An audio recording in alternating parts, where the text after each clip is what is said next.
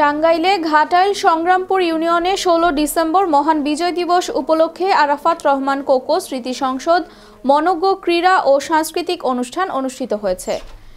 এতে অনুষ্ঠানে প্রধান অতিথি হিসেবে ছিলেন বায়েজিদ হোসেন। যুবক সমাজের উদ্দেশ্যে তিনি বলেন, যুব সমাজকে মাদকমুক্ত ও কিশোর গ্যাং মুক্ত সমাজ গড়তে হবে।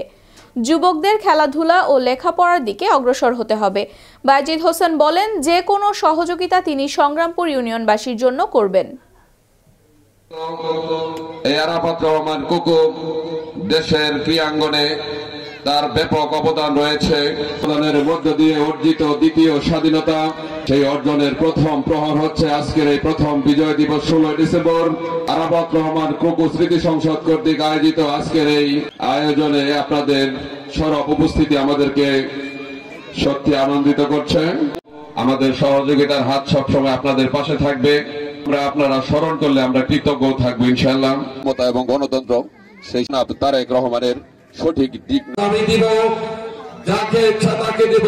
16 বছর এই স্বৈরাচারী ফ্যাসিবাদী সরকার আমাদের এই ভোটের অধিকার থেকে আমাদেরকে সকল সময় বঞ্চিত করেছে।